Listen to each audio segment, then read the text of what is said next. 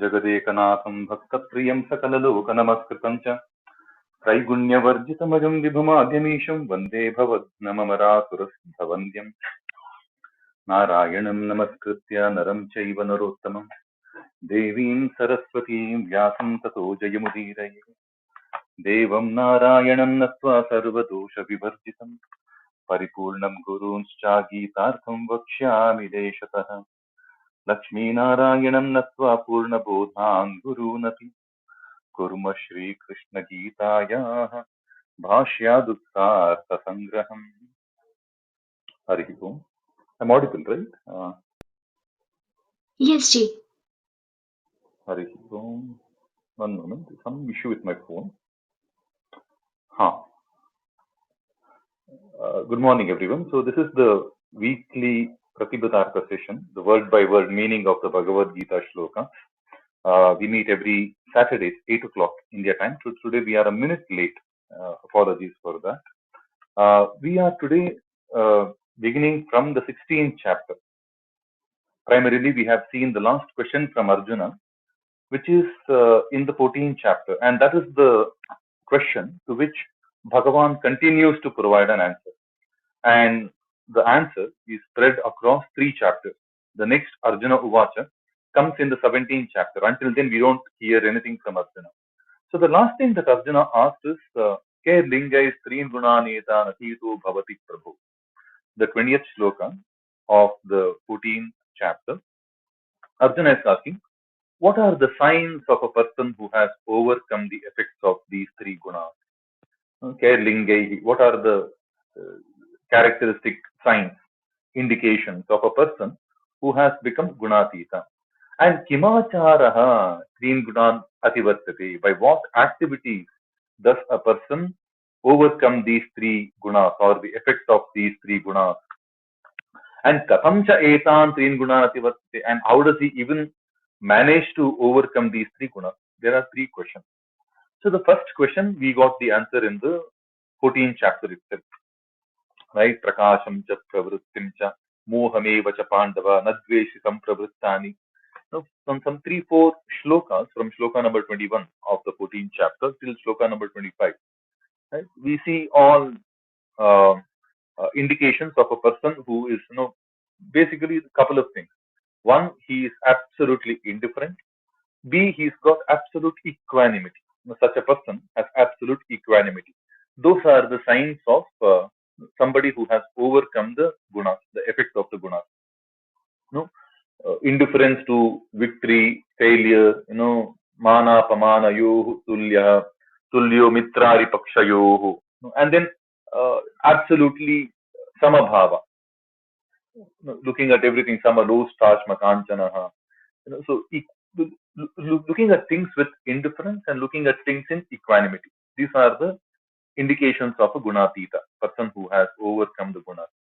The second question is, what are the activities?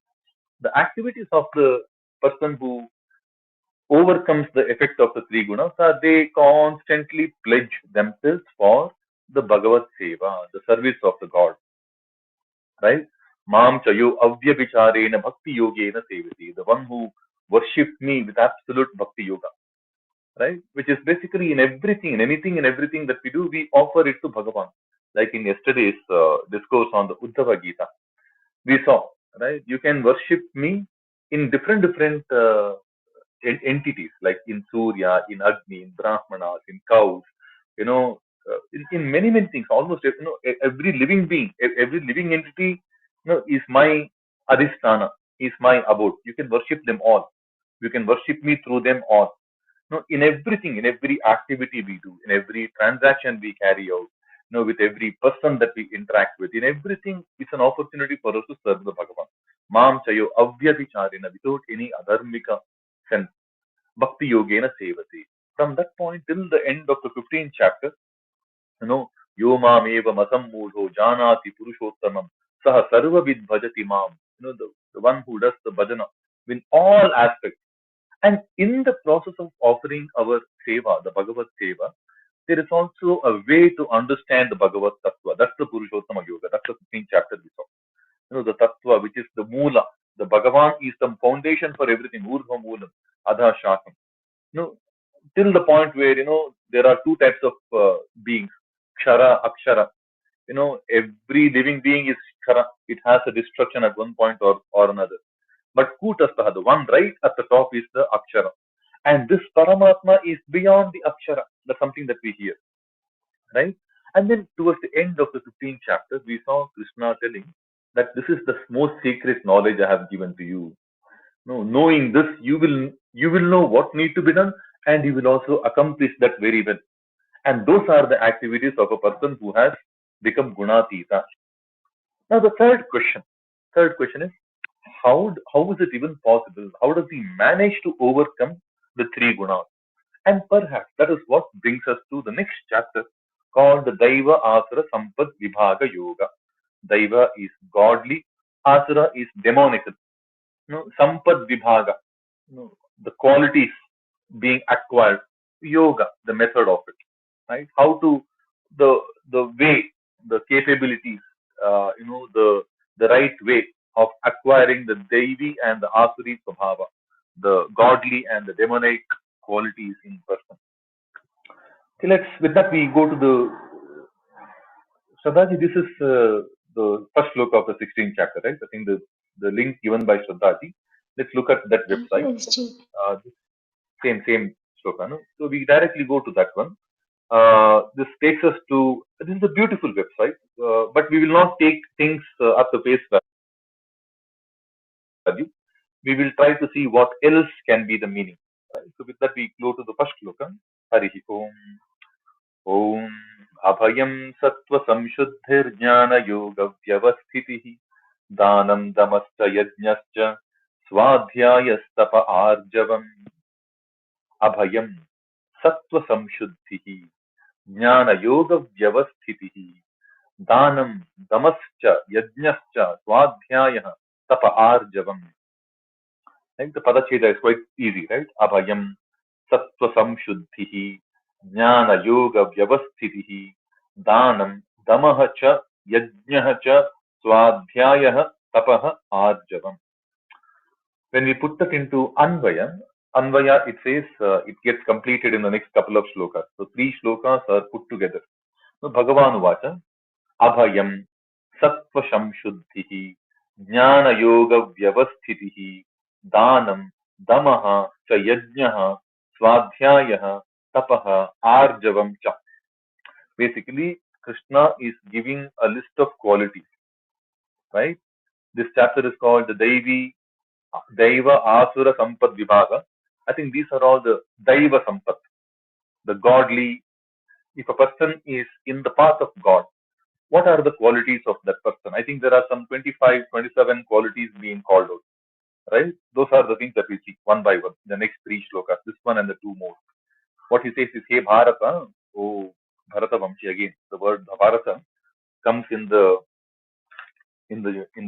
couple of shlokas down the line, third shloka, but says, Hey Bharata, Abhayam, the fearlessness, Sattva Samshuddhihi, the purity of Sattva, temperament, it is very beautiful. Antakarana. Sattva Samshuddhi is the Antakarana Samshuddhi. Basically having a clean mind, intellect, ego, the Indriya, the sense organs, the prana, the breath, the purity in these things, the purity of the temperament, basically of the Antakarana. Jnana Yoga Vyavasthiti. Vyavasthiti is well established state in Jnana Yoga, in the yoga where we keep on acquiring knowledge, right? Jnana Yoga Vyavasthiti. And Danam, giving away, charity, we call, right? Charity is called Dana. Damaha. Damaha is basically control. Control through some deliberate action. So there are something called Shamaha and Damaha. Right? Dama is basically where I put in a very, very conscious control over my mind, my body activities, my life activities, and things like that. Right? Damaha. Damaha is basically the self-control. Like, for example, danda, punishment. Punishment is a way of dama, With the fear of a stick, people tend to fall in line. Damaha. So that's kind of a self-control. I do certain things for in the name of God. Right? In the name of God, I basically I need to control my ability to eat. Restrict my indulgent behavior of eating. I do it in the name of God. That's dhamma, some kind of a control, some regulation that we bring about, right, to our life. Damaha, yajnaha.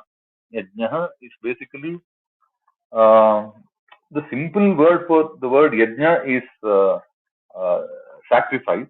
But when you go back to the Bhagavad-Gita, right, Devan Bhavayata Anayana, it basically makes sure everything that we do conceptually, it is pleasing the multiple other godly commanders. We believe in many, many gods. And the reason why we believe in many, many gods is that they are greater entities than us mortals, right?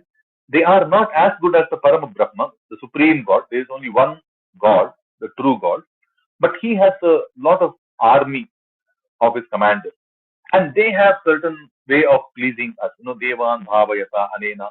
This yajna, the whole yajna is treated to be where we do our duty. We do it while pleasing the other gods, and these gods are the Abhimani Devatas. Like if I need if I need dexterity in speech, there is a certain deity which helps me in that particular aspect. That deity's specialities. That if I want newer opportunities to come my way, I need a certain deity to be pleased. We call him Ganapati, Vishwambhara.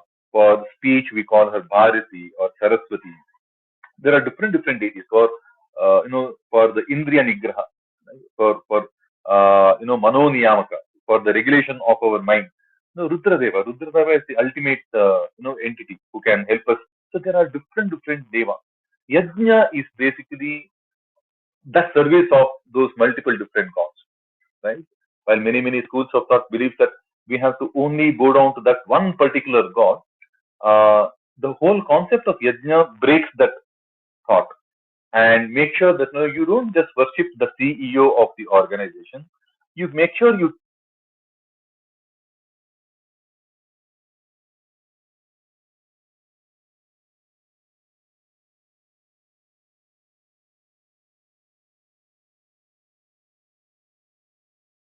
the same. They are two different people, and hence we have the Shaivite, the Vaishnavite kind of schools of thought, and they have a very nice relationship with them, irrespective of who thinks who is the superior being. So there is a relationship between them. So insulting one will obviously create, a bad feeling, ill feeling for the other. The other one will not tolerate the insult to one. If I insult Vishnu, I'm sure Shiva will not like it. And if I insult Shiva, I'm sure Vishnu will not like it. Right? They have a very strong relationship. Yajna is that concept where you worship them. Even if you think Shiva is the most superior person, so most superior God, the real God, you have to worship Vishnu, right? And that's the name of Yajna. And even if you think Vishnu is the ultimate and no one else is there other than Vishnu, you still have to worship Shiva because according to the Vaishnava Granthas, Shambhu is the most amazing Vaishnava. And which Vaishnava will put down another great Vaishnava? It can't happen. So Yajna, the whole concept of Yajna is sacrifice is the core concept, but we do it to please the other forces around us which are superior in nature and which have an effect in our lives. Right? So, Swadhyaya. Swadhyaya is self-study. Tapaha. Tapaha is tapyati. Basically perspiration. Tapas is basically where you perspire amazingly. So all the austerities, all the vratas we keep, they come under the tapas kind of a thing. Basically tapana, the dripping, the perspiration. Arjavam, rujutva. Ruju, ruju, from ruju comes arjava, right? It's the quality of the rujus. Rujus are basically Brahma. Brahma is called ruju. The Brahma Gana is called the Ruju Gana, right? They are uncomplicated. They are very straightforward. These are the words: candor, straightforwardness. That basically is the quality of the Brahma, the simplicity. They are not too complicated. They don't have anything untrue. They don't have anything to fake, no hypocrisy. No, very, very straightforward, very, very simple and easy. Right? That's Brahma. Brahma to be understood, the Chaturmukha Brahma, right? The four-headed Brahma. No, that's the Ruju. Right? He is the Rujugana head. He is the head of all the Rujus. Right? So the Rujutva is Arjava. Right? That's straightforwardness. So these are the qualities. No fearlessness, purity, Jnana Yoga Vyavastha, Dana, Dama, Yajna, Swadhyaya, Tapa, Arjava. Right? What else? Ahimsa, right? The next sloka. Ahimsa satyamakrодhastyagah shantirapayishunam daya bhuteshvaloluptvam mardavam hrirachapalam. Padacheda ahimsa satyam akrodha tyagah shantihi apaishunam daya bhuteshu aloluptvam mardavam srihi achapalam. Right? And again, we don't need to look at the Anvaya because these are just a list of those part of the 25 qualities. What happens to these 25 qualities? What is the significance of these 25 qualities? I think we will see that completed in the next sloka. Right? Ahimsa. Ahimsa is no himsa. Himsa is hurting others, harming others. Right? So ahimsa is basically unharming attitude. Never harming anyone. Unharming kind of an attitude. Satyam. Satyam is the truth, right? But one that gives the good feeling to the noble people. Yeah? So Satyam bruyat, Priyam bruyat, Satyameva jayate. There is a lot of importance for this word Satya. Satyena vayuravati, Satyena adityo rochate. It, the entire world runs on Satya, right? All the right things, they happen on Satya. That's the truth, right? A little akrodha, without any krodha, right? Absence of the anger, right? Wrath, right? Tyagaha. Tyagaha is basically not mine. Self-denial, it says, but basically denying the ownership of the self. Like, tyagaha, not mine. This is not mine. Giving up. Giving up everything. Like, this is not mine. This is not mine. Tyaga. Tyaga is giving up. Basically, if somebody comes and says, oh, this is a great work. You deserve all the credit. No, this is not me. I didn't do anything. That's the tyaga, right? You win the lottery. Oh, this is not mine. You giving tyaga. It's not. You give it up. Shantihi. Shantihi is that inner calm. Like how in Dhamma we need to come up with some external checks and balances to keep things under control. Shantihi is where it's inherently developed. That control, that happiness, that stoic nature is inherently shamaha. It's an internal calmness, right? Shantihi. Apaishunam. Paishunam is basically always complaining. Shraddhaji, you pinned the wrong link. Oh, people don't come on time. Like, a clubhouse, too many glitches, keep complaining. There is an endless list of complaints, right? And not having that kind of a quality, apaishunam, without any paishuna, right? Bhuteshu daya. Daya is the compassion, right? Bhuteshu, in all living beings, having compassion. Daya. Loluptva, aloluptvam. Low luptva is basically indulgence. Lola. Lola is the word that we use, right? Sangeeta Lola, Vaditra Lola, Tandava Lola. You tend to get indulgent when it comes to music, when it comes to food. Alolupta, absence of that indulgent behavior, absence of greed is what it is. Mardavam comes from Mrudutva, right? That soft, gentle, mild mannered behavior. Mardavam. Hrihi. So Hrihi is says modesty. basically shyness. And what is the shyness? Uh, you know, that is needed. You know, the shyness is from bad things. The modesty is from a natural tendency to do the wrong thing. See, in this Kali Yuga, doing the wrong things is very, very easy. You don't have to really work hard. So the modesty here, the shy nature, is more to do with uh, shyness from doing the wrong things. Modesty from doing the wrong things. Shame. Inculcating the sense of shame from doing the wrong things. And achapalam. Chapalya is the craving. Extreme craving. Which is a restless kind of a state of craving. Chapalya. I like if I eat. If I like vada, eating vada. Having the chapalya, having some people have this chapala, chapala, chapalata. Like that there is a restless craving for chocolate, for many things. They just keep going behind that. Achabalya is absence of that. Not having that restless kind of a craving. Achapalya. So these are the qualities, right?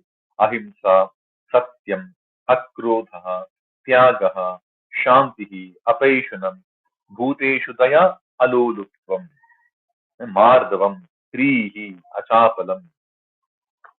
Some more qualities being called out. I think totally it will all add up to around 25. We will see. Then the third shloka. Right?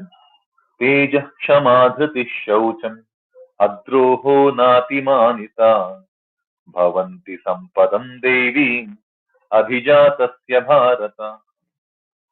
Tejaha Shama Dhritihi Shaucham Adroha Na Atimanita Bhavanti Sampadam Devi Abhijatasya Bharata. Now, Tejaha, Shama, Dhritihi, Shaucham, Adroha, Na Atimanita, Daivim Sampadam Abhijatasya Bhavati. That's a slight variation to the Anvaya. Let's see what it means. Tejaha. Tejaha is that spark, that radiance, that energy, right? Like the sun, the moon. They have that radiant brightness, energy, right? Tejaha. Shama. Shama is forgiveness. Kshamaya Dharitri. Forgiving like the earth. Shama. Dhritihi. Dhriti is that fortitude, that determination. Again, the dhru dhatu is the one that is shared with the earth also. Dharani. Dharani also has dhru. So, Shama and Dhriti are amazing in earth, Mother Earth. Shaucham. Shaucham, uh, the first loka we saw, Sattva Samshuddhi. Shuddhi. Shaucha is that Shuddhi, right? That clean, the cleanness, cleanliness. But this is more of internal cleanliness and the external cleanliness. So there, Sattva Samshuddhi was basically the internal, Antakarana, cleanliness. Here, the Shaucha is more of the speech and the body, right? And the material cleanliness. Adroha, no droha, absence of envy, absence of cheating, the ability to cheat, envy, not having that adroha. Na atimanita. Manita is pride, vanity. Atimanita is excessive pride and vanity. Not having this, not having that pride, right? Atimanita. Daivim sampad abhijata, sampadam abhijatasya bhavati. These are the qualities of a person who takes birth in Daivi Sampat, who is born into the godly qualities. These are the godly qualities basically. O Bharata, O Bharatiya, O Bharatavamshi, O Bhagavad-Rati. Right? There are different ways. So these 25 qualities being called out, right? Abhayam, no, Sattva Samshuddhihi, Jnana Yoga Vyavasthitihi, right? Three, Danam, Damascha, Yajnascha, Swadhyaya, Tapa, Arjavam. See, there are some 9 qualities in the first sloka. Ahimsa, Satyam, satyam, akrodha, tyagaha, shantihi, apaishanam, daya, bhuteshu, aloluptvam, mardavam, hrihi, achapalam. Some 11 qualities in the second shloka. Tejaha, Kshama, Dhritihi, Shaucham, Adrohaha, Na Atimanita. You get some 26 qualities, right? 6 qualities in the third shloka. And Etani, Sampad, Daivi Sampad Sampadam Abhijatasya Bhavati. These become the qualities of a person who is born into the Daivi Sampad. Right? Very simple. With that, we can go to the next shloka. Dambhodharpobhimanascha क्रोधः पारुष्यमेव च अज्ञानं चाभिजातस्य Partha सम्पदमासुरी. Now he spoke about briefly about the Daivi Sampat. When we look at the Daivi Sampat has most of those qualities are come when we saw the 13th chapter where to acquire the proper jnana, what are the qualities needed? Partly it's covered there. When we looked at some of the qualities of a person who is an amazing bhakta, we see some of the qualities there. In the 14th chapter, we saw some qualities of a person who becomes gunatita. We see some of those as well, right? These are the Devi Sampat. Now we come to the fourth chapter where Dambho, Darpho Bhimanascha, Krodha, Praurushyame Ajnanam Cha Vijatasya Partha Sampadamasuri. Now we will see some bit around the Asuri Sampat, right? Who are born in the Asuri Sampat. Right? Dambha, Darpaha, Abhimanaha, Chakrodha, Parushyam Evacha, Ajnanam Cha Abhijatasya Partha Sampadam Asuri. So Dambha is basically that, hey Partha, so let's look at the Anvaya. Hey Partha, Dambha, Darpaha, Abhimanaha cha, Krodha, Parushyam cha, Ajnanam evacha, Asuri Sampadam Abhijatasya. Right? What does that mean? It's a on dictionary. Hey Partha, O Prithasan, O Arjuna, Dambha. Dambha. Dambha is pride, but it is excessive pride, which is almost hypocritical. Like I don't have any belief in God. I'm not religious inherently, but I fake that kind of a behavior as if I keep chanting shlokas all the time. That that dambha, hypocritical pride, right? Where the Daivi Sampat people have this quality called the Arjava, Rujutva, which is straightforward, simple life. Dambha is Tadviruddha, totally opposite of that, right? You show off more than what you have on anything, right? Be it the bhakti, be it the dharma, be it the virtue, okay, be it the wealth. Dambha is that. Darpaha. Darpaha is arrogance, where uh, in the Daivi Sampat we say something called Abhaya. Abhaya is naturally overcoming the fear. And the fear, see, this is where the yoga practice helps us elevate, right? When we look at say the Mooladhara, right? Fear is naturally the state of the animal kingdom. They are always in fear. No, this Maithuna, Nidra, Ahara, all of this, Bhaya, all of these are natural abhinivesha, natural sense of insecurity. Abhaya, what we saw as the Daivi Sampat, is overcoming the animalistic instincts and elevating ourselves to the human consciousness, right? But this Darpa, on the other hand, which is the Asuri Sampat, Darpa is kind of masking my fear and then say, I don't, so that is the false masking of the fear. That's the Darpa. Typically, the Darpa is the, you know,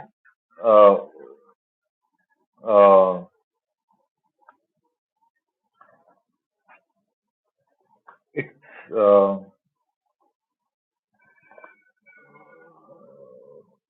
Darpaha.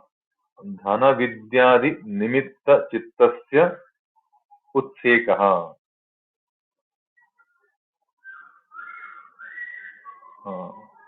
Mattonyo nastiti mattah anya na astiti manasi spuranam darpaha. There is nothing better than me. But in a way, they are actually masking the fear that is inside in a very, very falsified way. Right? Darpa is that arrogance. There is nothing bigger than me. But they don't know the reality. Right? And abhimana is that self-esteem, mana, that ego. Right? Krodha, as much as akrodha is the qualities of the Daiva Sampat. This is the Krodha. Krodha is the anger, always being in anger. Right? And as much as Abhimana, Abhimana has been called out as the Asuri Sampat. On the other front, we saw the Na Atimanita. Right? They're all opposites. Right? So, Dambha, Darpaha, Abhimanaha, Krodhaha, Parushyam. Parushyam is basically always speaking harsh words. Whereas the other side we saw Mardavam, the polite, mild nature. So evacha asurim sampadam abhijatasya. Of a person who is born into the asuri sampat, he will have these qualities: dambha, darpa, abhimana, krodha, parushya, ajnanam eva, and also ignorance. And these are the qualities of an asuri. Basically, whatever we saw in the 26 qualities of the Daivi Sampat people, these are dead opposites, bang opposites. Hey Partha, so we see, oh Partha, pride, arrogance, self-esteem, excessive self-esteem, krodha, wrath, harshness, parushya, ignorance, ajnana. Oh Partha, these are the wealth of the man born into asuric nature. See, one thing we need to understand, Asura, demon. We have some cartoon depiction of these demons. They have some sharp canines, they have some dark eyes, long hair, horn sometimes. We have those cartoon depictions. But Asura basically means Asushu Rapaha, Asushu Ramate. People who indulge excessively in sense experiences, right? Sense gratification. That's the Asuri Pravritti. And then when we look at it from that perspective, all the qualities that are mentioned here, they make sense. Right? Let's see the next shloka. Hari Om. Daivi sampadvimokshaya nibandhaya suri mata mashucha sampadam devi abhijato si pandava. Daivi sampadvimokshaya nibandhaya suri mata Mashucha Sampadam Devi Abhijato Si Pandava. Padacheda, when you scroll down a bit in the page, right on this page, Daivi Sampad Vimokshaya Nibandhaya Asuri Mata Mashucha Sampadam Devi Abhijataha Asi O Pandava. What's the Anvaya sounding like? Daivi Sampat Vimokshaya Asuri Sampat Nibandhaya Iti Me Mata. He Pandava Mashucha Daivim Sampadam Abhijataha Asi Tvam. Full stop. What does that mean? Daivi Sampat Vimokshaya. The wealth of the Daivi qualities, the, the divine qualities, whatever we saw, right? The first three shlokas, those 25, 26 qualities. They are meant for liberation. They are the means of liberation. Right? Not just liberation. Vimokshaya. Moksha is enough to say liberation. It says vividhata, vistarata, in all possible ways. If you really want moksha, it comes from the Daivi qualities. Abhayam, Sattva Samshuddhihi, Jnana Yoga, Vyavastitihi, Danam, Damasya Yajnasya, Swadhyaya, Tapa Archavam, all those 25 qualities. And Asuri Nibandhaya, the Asuri qualities, the demonic qualities are means of bondage. Obviously, when we are purely going behind sense gratification, we will be bound by that. There is never a way out of, repeatedly going behind sense gratification. How much can be? I might fill my stomach now, but my senses still need more. The next day I will look for that again, right? Or today I will say, oh, right now my stomach is full, let me go for it tomorrow. Wherein I'm creating a compulsion. That's the bondage. I'm tying myself down to this material, give and take.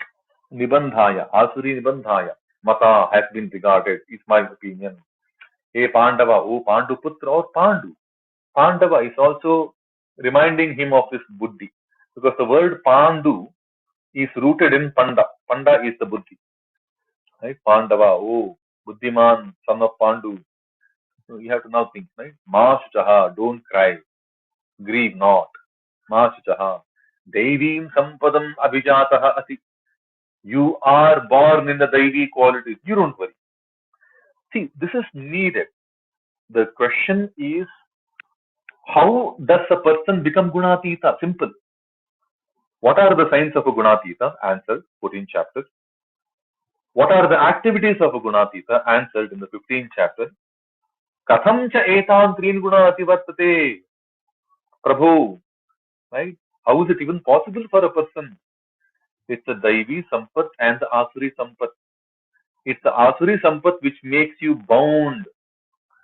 Gunatita is basically getting liberated from the chains and the shackles of the Guna, the Prakritistha Guna, the Prakritija Guna, the Gunas that are inherent to this Prakriti. Gunatita basically means getting liberated, overcoming the chains, right? The confines of these Gunas. It's the Daivi Sampat which gives you that mukti from the Pasha Bandha of these Gunas. And Asuri is the one that chains you down. And how to deal with this Daiva and the Asuri Sampat is told to us in the 7th chapter. Basically, when we look at the 7th chapter, Daivi Hiesha Gunamayi Mama Maya Duratyaya Mameva Ye Prapadyante Maya Metam Tarantite. The only way to overcome this Maya, the Gunatita Maya, is by surrendering to Bhagavan. In surrendering to the Bhagavan, the same Maya appears Daivi. And those who don't surrender, Naradhamaha, okay, Namam Dushkritanaha, Moodaha, Prapadyante Naradhamaha, Mayaya Apahrita Jnanaha, Asuram Bhava Mashitaha. That's what he said, told in the 7th chapter, right? The same Maya, if you do not surrender unto me, right, with your Moodatana, with your delusion, you get then chained into the Asuri Svabhava. You drag yourself into the Asuri Svabhava. It's not like, the Prakriti Devi, the goddess nature, is giving us Daivi Sampat and the Asuri Sampat. If I choose to surrender to Bhagavan, I am enjoying the Daivi Sampat within the same Prakriti.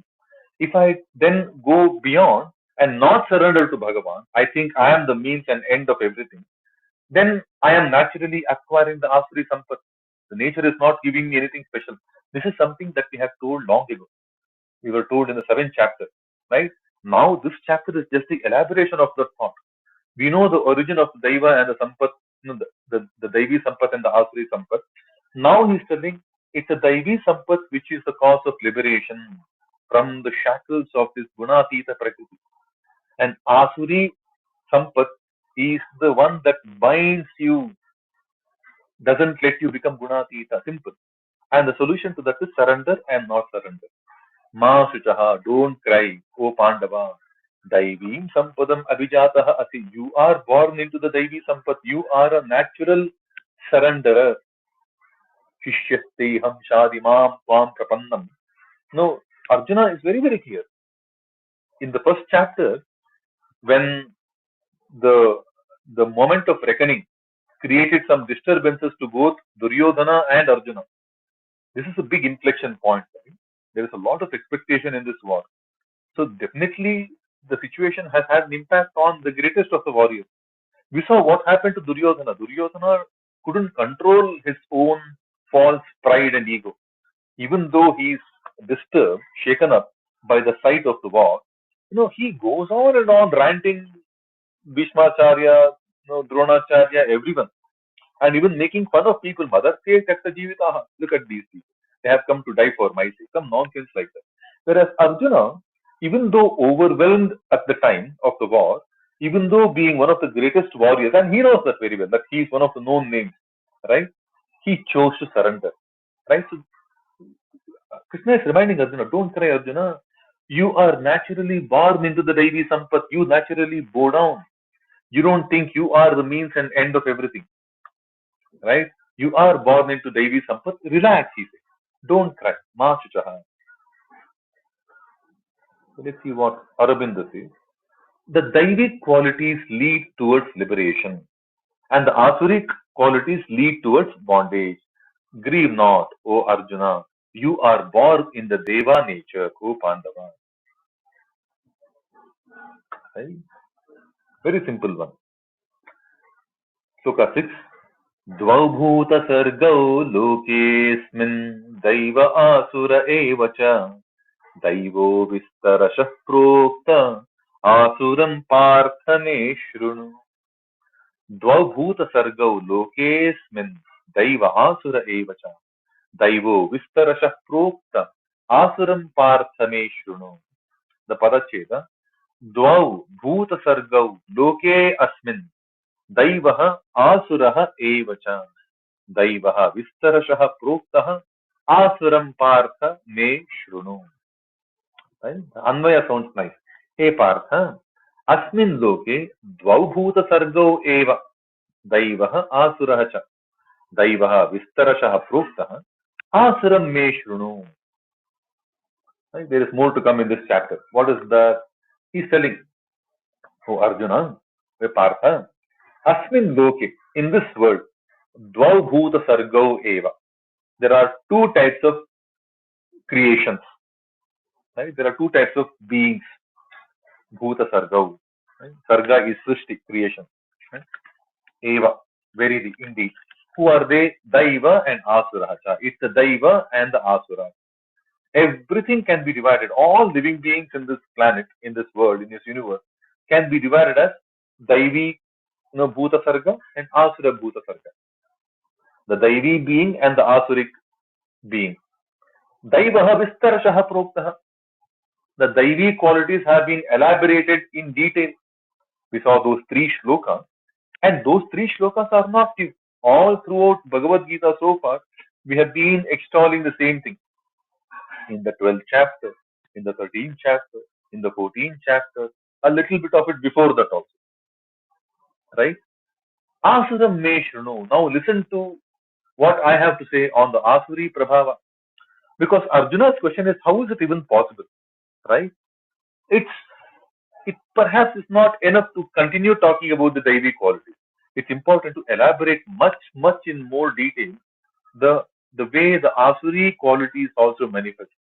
So that's the reason why, perhaps to help Arjuna get that answer, that, how is it even possible to overcome the shackles of the guna, to become gunatita, right? It's important to make sense of, okay, let's understand how the Asuri pravritti even manifests, even comes to being. Let's understand in detail about the Asuri Svabhava, Asuri Sampat, right? That's what he's telling. Let me tell you more about the Asuri Sampat. You please listen, me shrunu. Listen to it from me, right? Aurobindo says there are two creations of beings in this material world, the Daivik and the Asuric. The Daivik has been described at length. Hear from me, O Partha, the Asuric. Right? Very, very simple. Okay, so Shloka 7. Pravrittim cha nivrittim cha janana vidurasuraha na shaucham napi chacharo na satyam teshu vidyate. Pravrittim cha nivrittim cha janana vidurasuraha na shaucham napi chacharu na satyam teshu vidyate. The padacheda pravrittim cha nivrittim cha janaha na viduhu asuraha vidurasuraha. Observe those changes, subtle changes. We call them sandhi. When two words come together, if there is a modification of the sounds, right? na shaucham, na api cha acharaha, no, na api na api, cha acharaha, cha acharaha, na satyam, acharaha na acharo na, acharaha na, satyam teshu vidyate. What does the Anvaya sound like? Asuraha janaha pravrittim nivrittim cha na viduhu teshu na shaucham vidyate na cha acharah vidyate na cha satyam api vidyate. What does that mean? Asuraha janaha, the Asuri people, pravrittim cha nivrittim cha na viduhu. They don't know when to proceed, when to restrain, right? When to act, when to abstain. They don't know. They don't know pravritti, they don't know nivritti. These are the Asuric people, right? Asuric people don't know what is pravritti, what is nivritti. In fact, in the fourth chapter, when we see the highest form of nivritti is where we are constantly active, but we don't have any selfish interest in it. No karmanya, karma, akarmaya, no karmani, akarmaya paschet, akarmani, karmaya paschet. That's the way. But the Asuri people cannot understand that.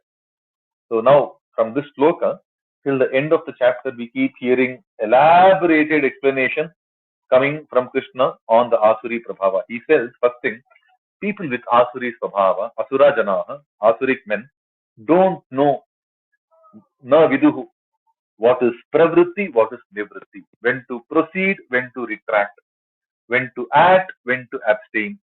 Right? Teshu na shaucham vidyate. There is no known cleanliness in them, in internal cleanliness, external cleanliness, both.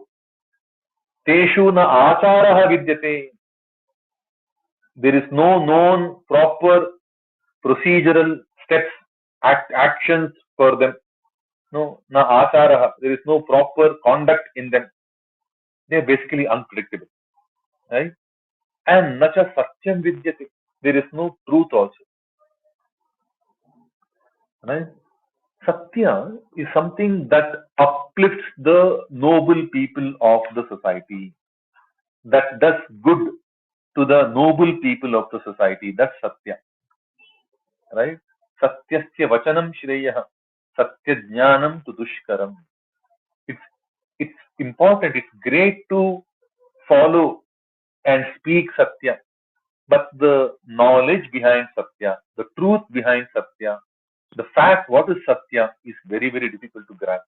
Right? There are Shastras, and that's why we keep hearing many, Satyam Bruyat, Priyam Bruyat, Na Bruyat, Satyam Apriyam, Priyam Chanamritam Bruyat, Esho Dharma Sanatanaha. There are some great, great lines we keep hearing. Satyam. And in the Asuri people, there is no Satya. They can be the oily salesmen, the greasy people. Like, they can shift the stance anywhere because they want to go for sense indulgence, sense gratification. Let's see what Aurobindo says. The Asuric men have no true knowledge of the way of action or the way of abstention. The truth is not in them, nor clean doing, nor faithful observance. Achara, Sadachara. Sloka number 8. Asatyamapratishthamte jagadahuranishwaram aparaspara sambhutam kimanyat kamahetukam. Asatyam apratishtamte jagadahu anishwaram aparaspara sambhutam kimanyat kamahaitukam. The Padacheda is quite simple, right? Asatyam apratishtam te jagat ahuhu anishwaram aparaspara sambhutam kim anyat kamahaitukam. So Krishna goes to say the Anvaya te ahuhu jagat apratishtam asatyam anishwaram aparaspara sambhutam kamahaitukam anyat kim. I think it has to be comma after apratishtam also. Apratishtam asatyam. I don't know what sense it makes when you add the words together. Apratishtam asatyam. It has to be comma, comma, comma. This jagat is apratishtam asatyam. Okay, they say those Asuri people, people with the Asuri qualities, they say, Te Ahuhu, they say, Jagat Apratishtam, the world is without any foundation. We keep hearing in the Bhagavad-Gita, Maya tatamidam sarvam jagadavyakamurtina. Avinashitu tadvidhi yena sarvamidam tatam. Urdhvamulam adashakam. We know there is a foundation, and the foundation is that Bhagavan. Bhagavan is the foundation of everything. But Krishna says these Asuri people think that there is no such foundation for this Jagat. It's Apratishtha. And it is Asatya.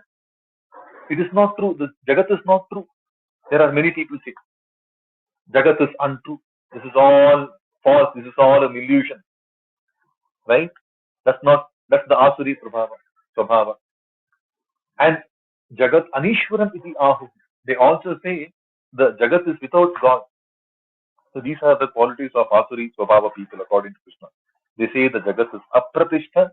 They say the Jagat is Asatya. They say the Jagat is Anishwara.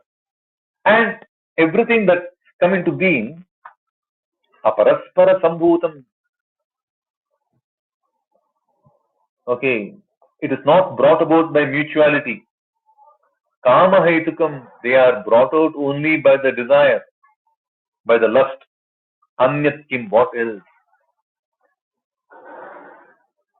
So these are the people, they think that, the Jagat is just a happenstance, two people copulating, they produce progeny, and there is no foundation. There is no proper foundation that why all of this is happening. Nothing of that sort exists. In fact, the whole world is untrue. It's not real what you see. It is it is not at all founded in any one single source. No, and there is no Bhagavan. There is no Ishvara Tattva. Right? These are the people with the Asuri Swabhava. Again, there is lot more. Let's see what Aurobindo says. The world is without God, they say. It is not true, they say. It is not founded in truth, they say. It's brought about by a mutual union with desire for its sole cause, a world of charm, happenstance. Right? And they go on to say, right? Shloka number 9. Etam drishtimavashtabhya nashtatmanolpabuddhayah prabhavantyugrakarmanah kshayaya jagato hita.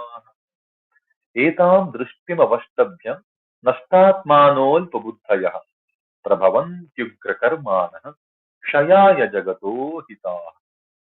The padacheda एतां दृष्टिम् अवष्टभ्य नष्ट आत्मानः अल्पबुद्धयः प्रभवन्ति उग्रकर्माणः क्षयाय जगतः अहिताः. Right? What does the Anvaya sound like? Etam drishtim avashtabhya nasta atmanah alpabuddhayah ahitaah ugrakarmanah jagatah kshayaya prabhavanti. Slight modification in the second line, right, for the Anvaya. What does that mean? Etam drishtim avashtabhya. No, holding on to these views, this way of looking at life. The life is aprapishta, asatya, anishvara. With this kind of a view, aparaspara sambhuta, kimanyat, like kama haitukam. Having this kind of a world view, nashta atmanaha, these self-ruining, souls, selves. They are nashta atmana. Nashta, basically there are four types of nasha. Anityatva, deha hani, dukkha prapti, apurnata. Anityatva, not staying present. No, deha hani, bodily injury, right? Dukkha prapti, acquiring grief, getting grieving, dukkha prapti, and apurnata, a feeling of incompleteness, right? Apurnata. These are the four types of nasha. And these people, Asuri Subhava people, with this kind of a worldview, whatever was told in the previous shloka, right? Asatya, Apratishta, Anishwara, Aparaspara Sambhuta, with that kind of a worldview, they become Nashta Atmanaha. Nashta means that, they can be They can be constantly stuck in the grief-stricken world. That's one way. They always feel incomplete about themselves. That I need something more. I need something more. That incompleteness. Anitya, they are never staying in the present. They are either brooding over the past or dreaming about the future. Right? Anitya. Right? And dukkha prapti, dehahani, and also keep on atmahantya. They do things that are not shreyaskara for themselves. Alpa buddhayaha, people with limited intelligence, right? Alpa buddhayaha, or intelligence of falsehood. Ahitaha, people don't look for any hita. People who don't look for any welfare of anything, of the larger world. Okay, account of injury and evil. No, hita is welfare, well-being, well-being of society. Ahitas are basically going against it. Ugra karmanaha, people with fierce activities. Ugra, basically very violent activities. And people with violent action, right? Jagataha kshayaya prabhavanti. They rise up for the destruction of the world. These are the qualities of the Asuri Swabhava people. Right? Aurobindo's interpretation says, leading on that kind of a way of seeing life, what was told in the previous shloka, like just Jagat is asatya, apratishta, and things like that, right? And by its falsehood, ruining their souls, nashta atmanaha, people who ruin themselves by that falsehood thinking and their reason, the Asuric men become the center of instrument of a fierce, titanic, violent action, a power of destruction in the world, a fount of injury and evil. Right? Basically, these alpa buddhaya, people without proper reasoning, nasta atmanaha, people who always let themselves down from choosing the right path, they rise up for the sake of the destruction of this world through violent action, without any seeking any bit of welfare of the society. Right? That we go to the 10th shloka. Om Kamamashritya dushpuram dambhamanamadanvitaha mohat grihitva sadgrahan pravartante shuchivrata. So more things about the Asuri people. Kamamashritya dushpuram dambhamanamadanvitaha mohat grihitva sadgrahan pravartante shuchivrataha. The Padacheda, Kamam Ashritya Dushpuram Dambhamana Mada Anvitaha Dambhamana Mada Anvitaha Mohat Grihitva Asat Grahan Pravartante Ashuchi Vrataha. Right? These are the words. Let's see how they sound in the Anvaya. Dushpuram Kamam Ashritya Dambhamana Mada Anvitaha Mohat asatgrahan grihitva ashuchi vrataha pravartante. So these are the qualities of a asuri prabhava. Dushpuram kamam ashritya. Resorting to the never satiable, insatiable desire. Dushpuram, it's never enough. That kind of a kama. And kama is like that. When we let kama go on its own, without any self-control, the kama naturally is dushpura, right? Dushpuram kama mashritya, resorting to this endless desire. Dambhamana mada anvitaha, completely covered. Anvita is basically draping yourself, covering yourself, right? Draping the sari is called anvita. Shubhra vastranvita we call Saraswati, right? She is wearing the Shubhra vastra, anvita, draped in that.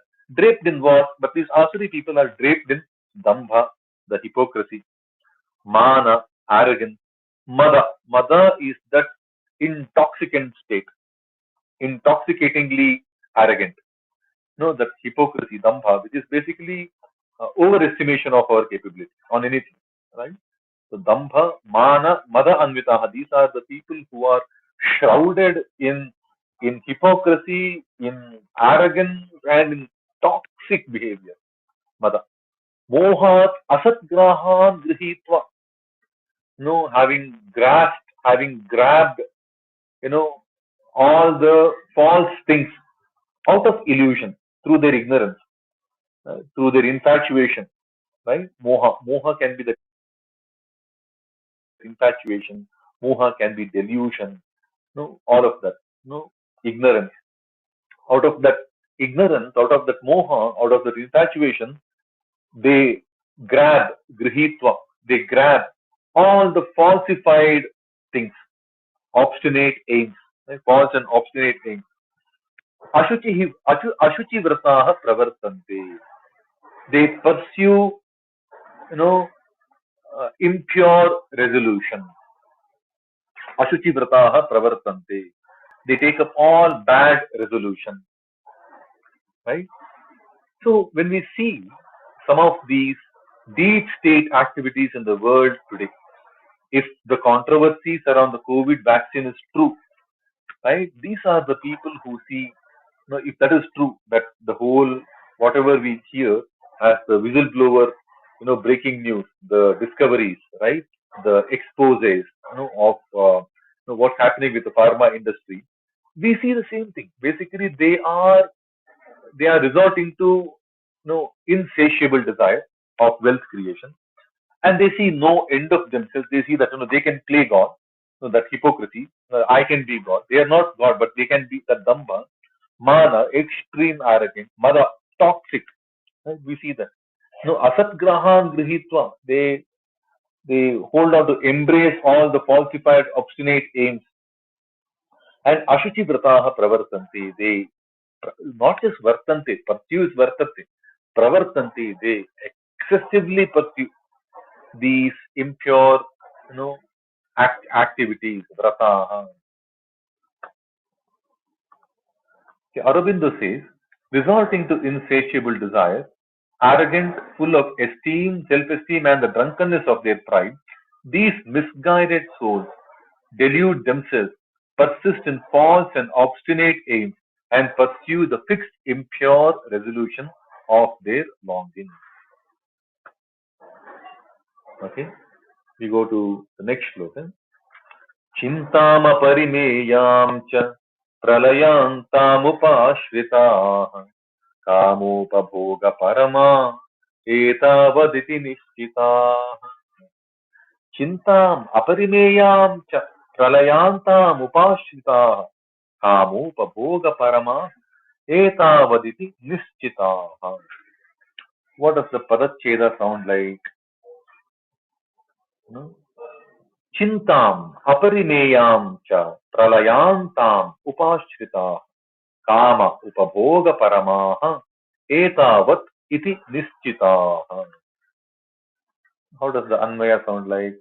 Pralayantam aparimeyam chintam upashritaha kama upabhoga paramaha cha kama etavat iti nischitaha. What does that mean? Pralayantam aparimeyam chintam upashritaha.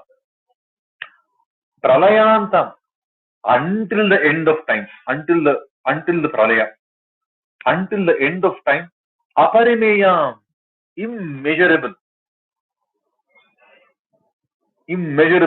chintam, the worries, upashritaha.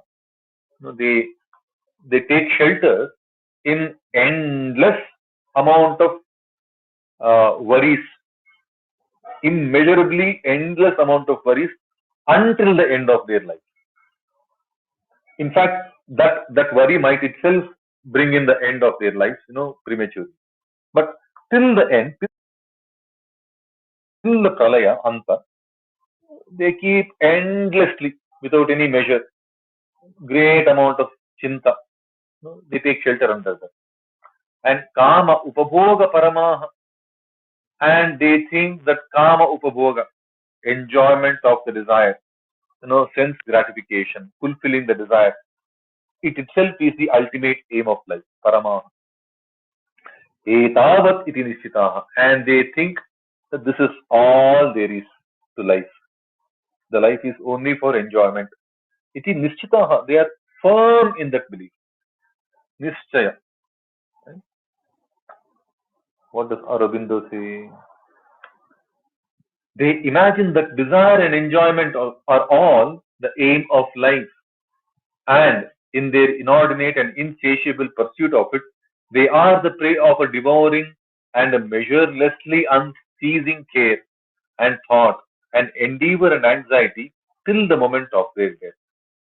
So basically, they create their own trap, in that craving to fulfill all the desires.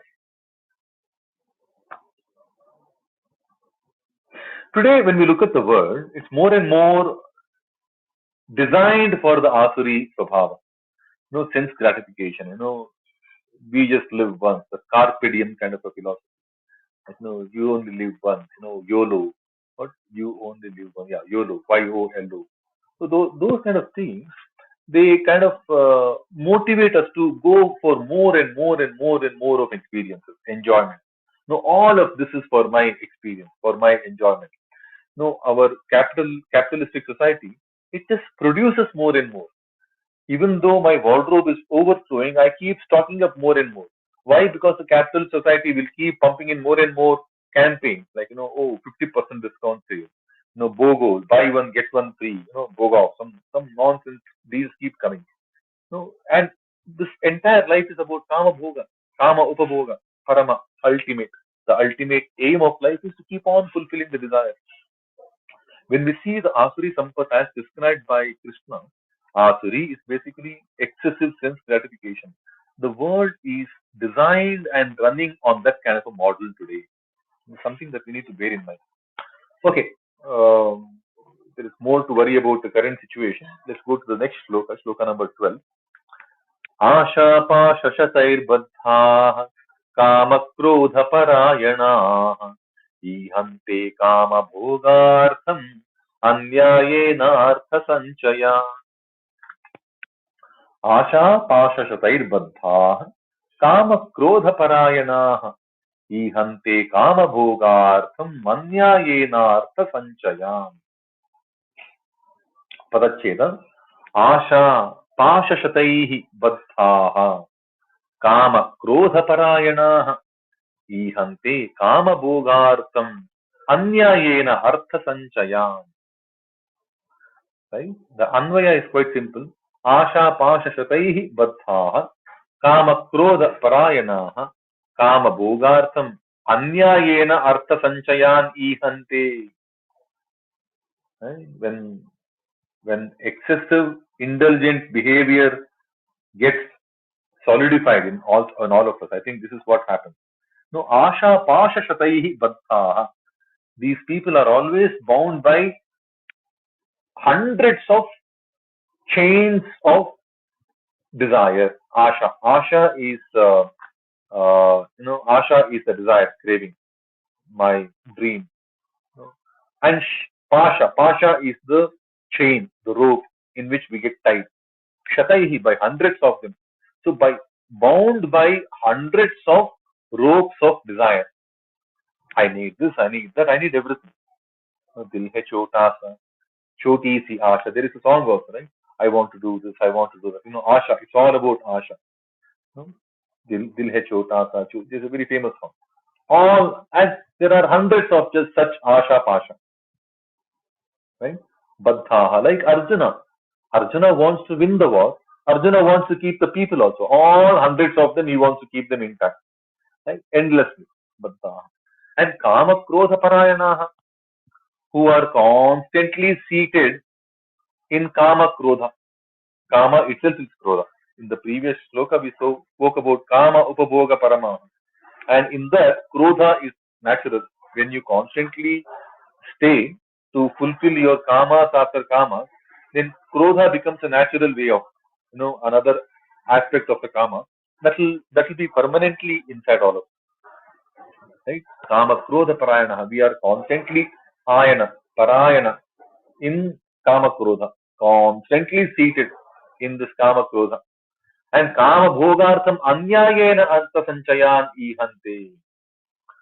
and their excessive kama bhoga, the desire to enjoy the enjoy the life, the satisfactions of craving, they go for unjust means of getting wealth to fulfill those kama bhoga artha, right?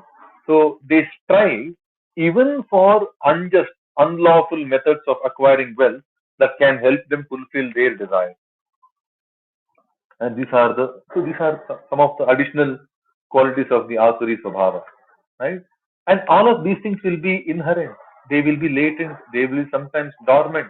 But if the push comes to shove, when pushed, if they don't have enough means of enjoying life, they can even resort to unlawful means, right? And that is why Asuri Swabhava, typically, when we look at the seventh chapter, when we look at Shankara Bhashya for the Asuri Swabhava, the Asuri Swabhava is where people cause injury to others, people, cause droha to others, that unlawful, inhuman ways of life is also Asuri Swabhava. And that is primarily because when you go behind fulfilling your sense gratification, go constantly behind fulfilling your, sensual craving, obviously at one point in time when push comes to shove, you take up the unlawful methods also. So Aurobindo says, bound by 100 desires, bonds, asha I would call it as desire, bound by 100 ropes of desire, devoured by wrath and lust, kama, krodha, prayana, not wrath and lust, it's wrath and desire, and unvariedly occupied in amassing unjust gains, okay, untiringly, keep on occupying, keep on accumulating, amassing more and more wealth, which may serve their enjoyment, kama, bhogartham, and satisfaction of their craving. They resort to these unlawful methods also. Then some of the things that the Asuri Swabhava people say, the next two, three shlokas are very important. What do they think about themselves? They think, right? Shloka number 13 onward, let's read them. Idamadya maya labdham imam prapse manoratham idamasti idamapi me bhavishyati punardhanam. Idam adya maya labdham imam prapsye manoratham idamasti idamapi me bhavishyati punardhanam. Let's see the padacheda, right? Idam adya maya labdham imam prapsye manoratham idamasti idamapi me bhavishyati punah dhanam. I think uh, the this shloka gets completed in the next two shlokas. The complete meaning will come in the next two shlokas. But I think, as I told earlier, these are some of the things that the Asuri Swabhava people think to themselves, right? What do they say? Maya adya idam labdham imam manoratham prapsye idam dhanam me asti punah api idam bhavishyati. These are some of the things. When we hear people speak in such a tone, there is an element of Asuri Swabhava in them. What are the kind of things that they say? Idam maya adya labdham. This has been gained by me. I have got this today. If person, see, we are now in the 16th chapter. Bhagavad-Gita is long over. Today, right now, we are looking at the Phalashruti, Upasamhara. We are looking at the debrief, the final debrief. Bhagavad-Gita has been repeated several times. Even after several rounds of Bhagavad-Gita, if you don't get this right, kartrutva, no mamakara, ahankara, no hetutva, if you don't give up these things, then this problem will remain. That this was gained by me today. I made so much of profit for this organization. See, we have this big four consulting company, right? There are many, many consultants who work in these big four consulting firms. And typically we get to see that, oh, I got this deal. I cracked this deal. No, we did the advisory for this deal. No, we did this merger. A lot of things we say that no, I did this. Today this was gained by me. I did this. Now, if a person is truly capable of doing it, right, they should start their own consulting firm and try doing such deals. But most often they are not. What we see in life is that people who break out of the big four and start their own consulting firm, they don't do good consulting assignments. Very rarely do they get to do some great consulting assignments. Typically, they end up doing some not so very great, because the thing that really clicks in the big four is not one person's ability, it's the ecosystem. That advisory services, there is a lot of ecosystem, it's an interconnected world. But the ahankara vimudhatma karta ahamiti manyate. That's what we saw in the third chapter. The kartrutva is not mine. I am just playing my incidental role, and through me there were some things that got done that helped in this deal getting set. That's the right way of thinking, right? Because once we understand the reality, we are just a nimitta matra. No, I had my tiny bit contribution, incidental contribution in this deal getting done, but not like I struck this deal. I had this much gain. I did so much profitability. I earned so much money by selling something. People will have that dambha, right? Hypocritical, arrogant thing. What if the customers didn't come at all? Does this person who is selling objects will have any control over the footfall of the customers? No. But typically these are the people who see no end of themselves, right? So Maya Adya Idam Labdham, this was gained by me today. Attaching a very strong sense of kartrutva, doership. Imam Manoratham Prapsye, I will now fulfill this desire, object of desire, Manoratha. Prapsye, I will get this. I shall now go for this other desirable thing, that I will construct this house. We should have the sankalpa. We should know what we go for. But the sense of doership need to be little curtailed. It's an ecosystem. We are an interconnected society. We are always better off as a team than as an individual. Even the organization, all the great, achievements of the human life, they are down to the institutional value rather than individual strength. Right? So, Imam Manoratham Prapsye, I will now go to acquire this additional, desirable thing for my mind. Manoratham. Idam dhanam me asti. This much wealth I have. All of this wealth is mine. We know for the fact that wealth is not ours. Some of it is inherited, and some of it will be given. Some of it will be charitable. If none, then it will be stolen by somebody. Right? Somebody will steal it. But idam dhanam me asti, that ahankara, right? That asuri svabhava will think that this this much wealth I have. And punahapi, again also idam bhavishyati, these things will happen. Like we are the people with the crystal ball, right? We foretell the future. Idamapi bhavishyati punaha, these things will also happen again. So these are some of the things that the asuri people keep. These are some of the statements we can hear from the Asuri people. Too much of I, me, myself. That modesty, that humility, completely absent. Right? Aurobindo says they always think. That comes later. But today I have gained this object of desire. Tomorrow I shall have the other object of desire.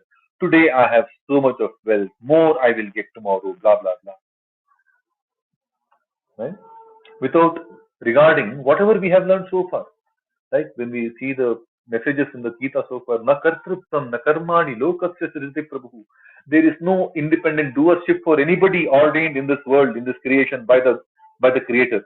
The Creator is very, very clearly created in such a way that there is no independent doership at all for anyone. Let's go to the 14th sloka. Asau maya hatah shatru hanishye cha paranapi.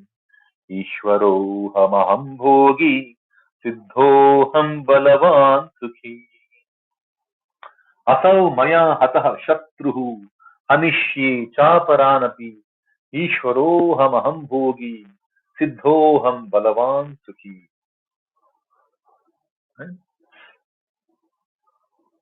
पदच्छेद असौ मया हतः शत्रुः हनिष्ये च अपरान् अपि ईश्वरः अहम् अहं भोगी सिद्धः अहं बलवान सुखी. right? These are some of the other things that the Asuri Swabhava people,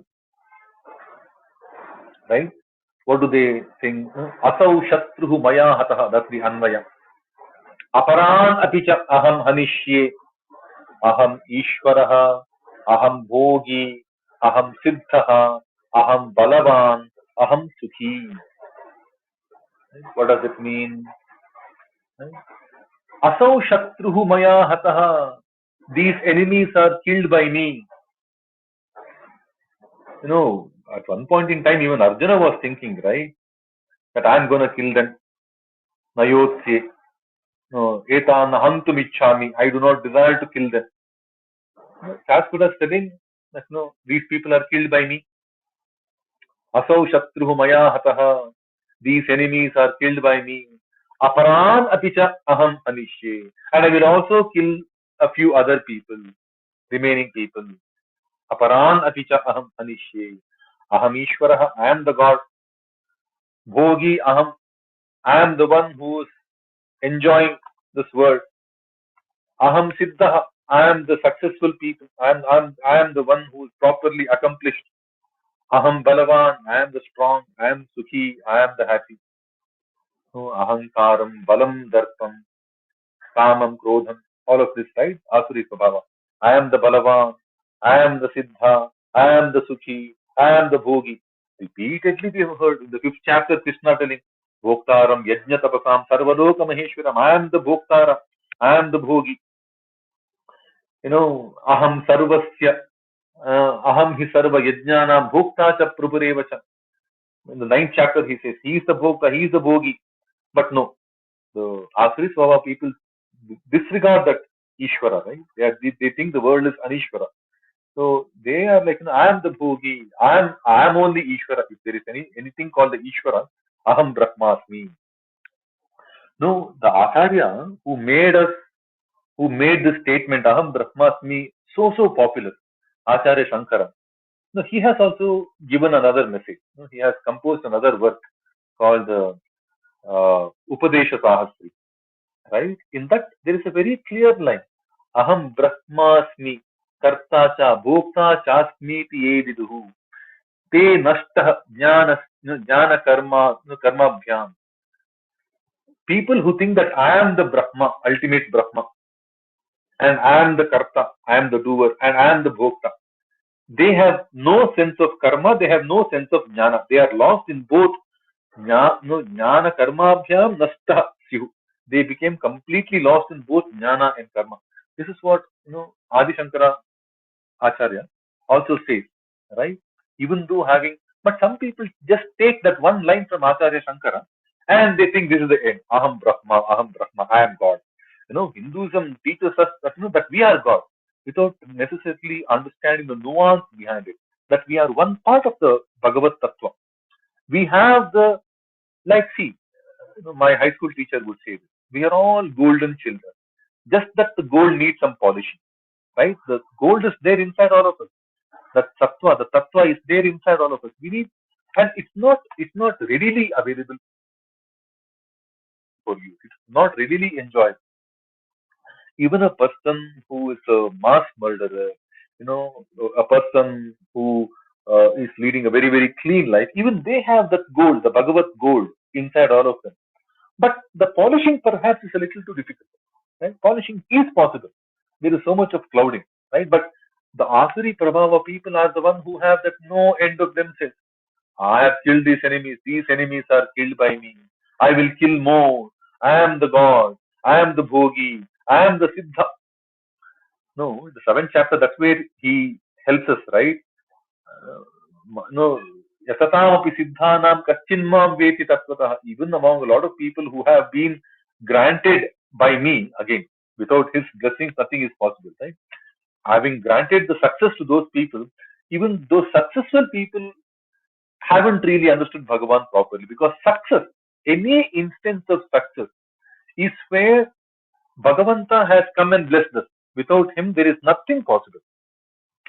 Tena vina trinamapi na charanti. There is not even a blade of grass that can move without his grace and blessing, right? But I am Ishvaraha. I am the one who is killing them all. I am the Bhogi. I am Siddhaha. I am successful now. I have accomplished it. I am strong. Balam balavatam chaha. That bala is Bhagavat Tattva, but no, the Asuri Prabhava people say that no, I am the Balavan. I am the Sukhi. No end of themselves. Right? What Aurobindo says for this is they always think, I have killed this enemy of mine, and the rest of the enemies also I will kill. I am the Lord, I am the King of men, I am the perfect, accomplished, strong, happy, fortunate, privileged enjoyer of the world. I think some of these are jumping the line, but more and more. I think these three shlokas, when we see them, amazing what the Asuri Swabhava person might think naturally. And many of us have it. Almost all of us have it. No shades of these. And it's not like all of these things need to be there for a person to be Asuri. Or, slash, slash, slash. Any one quality signifies that Asuri Swabhava inside all of us. Right? And then he goes on to say, Adhyo bhijanavanasmi कोऽन्योऽस्ति सदृशो मया यक्ष्ये दास्यामि मोदिष्य इत्यज्ञानविमोहिता. There is more in his mind, right? आढ्योऽभिजनवानस्मि कोऽन्योऽस्ति सदृशो मया यक्ष्ये दास्यामि मोदिष्य इत्यज्ञानविमोहिता. So these people with Asuri Swabhava, right? They have more. The Padacheda tells us, Adhyah Abhijanavan Asmi. आढ्यः अभिजनवान् अस्मि कः अन्यः अस्ति सदृशः मया कः अन्यः अस्ति सदृशः मया यक्ष्ये दास्यामि मोदिष्ये इति अज्ञान विमोहिता. आढ्यः अभिजनवान् अस्मि मया सदृशः अन्यः कः अस्ति यक्ष्ये दास्यामि मोदिष्ये इति अज्ञान विमोहिता. Right? What does that mean? Adhyah abhijanavan asmi. I am born, no, of a wealthy, no, family. I'm a high-born, wealthy person. Maya sadrishaha anyah kaha. Who else is similar to me? Asti. Yakshe dasyami. I will sacrifice. I will give. Modishye. I will enjoy. Iti ajnana vimohita. No, thus they are bewildered in ignorance, right? These Asuri Subhava people, that I am rich, I am born in a high family. No, who else is equal to me? No, I do this, I do that, I get happiness, blah blah blah. Let's see what Aurobindo says, right? They always think I am wealthy, I am of high who is like unto me. I will sacrifice, I will give, I will enjoy. No, these are the qualities of a Asuri Subhava people. Let's see the next shloka. अनेकचित्तविभ्रान्ता मोहजालसमावृताः प्रसक्ताः कामभोगेषु पतन्ति नरकेषु च. अनेकचित्तविभ्रान्ताः मोहजालसमावृताः प्रसक्ताः कामभोगेषु पतन्ति नरकेषु च. Now this is not in the first person reference of the Asuri Swabhava. Now Krishna is telling about Asuri Swabhava people. The last three shlokas are what the Asuri Swabhava people think about themselves, right? This shloka is coming back to the third person reference of the Asuri people, and this is being told by Krishna. What Krishna telling? Aneka chitta vibhranta mohajala samavritaah prasaktaah kama bhogeshu patanti narakeshu chau. The Padacheda tells, Aneka chitta vibhrantaah mohajala samavritāh prasaktaah kama bhogeshu patanti narake ashuchau. Aneka chitta vibhrantaah mohajala samavritāh kama bhogeshu prasaktaah ashuchau narake patanti. So these Asuri Prabhava people, they are given three broad understandings. They are aneka chitta vibhrantaha. They are always deluded, bewildered variously in the mind. They have anekatva, not eka. No, vyavasayatrika buddhi ekeha kurunandana. No, bahushaka hyanantasya buddhayo avyavasayina. Right? This Asuri Svabhava people, they have that aneka chitta in front of them. They have multiple choices in front of them. That multiplicity of their mind. And because of that, they are deluded. They are constantly deluded. Mohajala samavrataha. And they are very well enveloped in the web of delusion. Kama bhogeshu prasaktaha. And they are actively indulgent in fulfilling the desires, gratification of the desires. And ashuchau narake patanti. They fall into the unclean naraka. Like naraka is basically the animalistic kingdom. Below the hip, above the hip. That's where we see the human evolution, right? Above the hip is the human evolution. Below the hip is the animalistic fall into the animalistic kingdom. No atala, vitala, stala, no mahatala, rasatala, salatala, patala, no all the way till patala. These are the different words. And these are the 7 lokas and some 21 narakas are there. Ashuchau narake patanti. One of the narakas is called the Ashucha Naraka. Ashuchau narake patanti.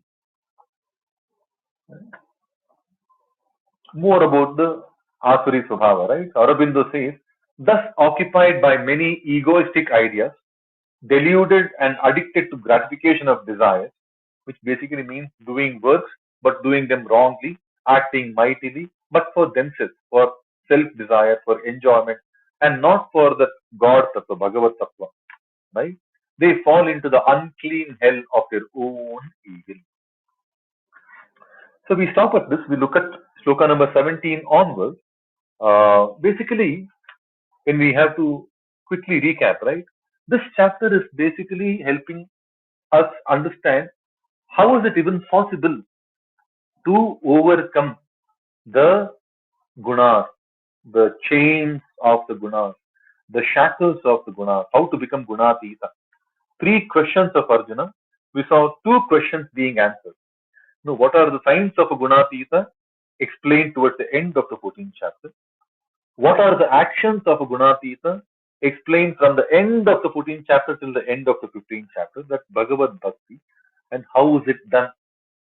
Is being told in the Daiva Asura Sampat Vibhaga Yoga. The 3rd chapter answers the 3rd question. Right? We will see the remaining portion of this chapter next Saturday. This is something we'll try to gain the word by word understanding of the meaning.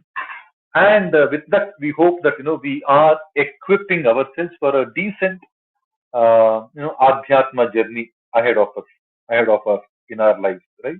So what we are trying to do is basically equipping ourselves with the foundations of the Bhagavad-Gita. And this is not the end of it. We all will continue with the basic ideas of the meaning. When we keep on chanting the Bhagavad-Gita shlokas, newer meanings will dawn upon us. And that's what we try to do. We chant the shlokas every day. Every week we complete one full round of Bhagavad-Gita chanting. And that will provide us all necessary solutions for all given problems in life. Okay, with that, we are about to close. Okay, thanks everyone for joining. Hope to see you all in the continued Bhagavad-Gita Parayana. A new cycle of the Bhagavad-Gita Parayana will start tomorrow with chapters 1 and 2. Every Sunday, a new cycle starts, and every Saturday, the cycle stops. And after stopping the cycle of recitation, we look at this meaning, the Pratipadartha room. And we have recently also started a similar activity on Bhagavad-Gita, but slightly different format. In Bhagavad-Gita, we take one chapter in a week, right? So yesterday we completed chapter 11 of the 11th canto of the Srimad Bhagavatam. So today we will start the chanting of the 12th chapter. We will do the chanting for 6 days. And 7th day we look at the meaning of the entire chapter. So have a look at the house. There are schedules given for Bhagavad-Gita as well. Please to join if in case it is conducive for your life schedule. And also spread the word. Those 1 or 2 people who are looking for a space like this, The only things we do in the Purushottama Yoga house is academic work. We try to learn, and please do spread the word. And none of us are experts of anything. We are only taking the the facilitating role. We are only taking the lead. Please do join us on the stage if you want to help us learn a little more. If you have anything more to add, and also spread the word. Right? With that, we end the room today. Thanks once again, everyone, for joining. On the reverse count of three, we will close this room. Three, two, one. Namaste Vasudevaya Preyasame Priyottama Samasta Guna Sampurna Nirdoshanandadayine Mukopi Yat Prasadena Mukunda Shayanayate Rajarajayate Ritura Dhavendram Tamashraye Bharati Ramana Mukhya Prana Sarva Shri Gopala Krishna Priyatam Shri Krishna Arpanamastu. Have a beautiful weekend, everyone, and a week ahead. Jai Shri Krishna. Jai Shri Krishna. Jai Jai Shri Krishna.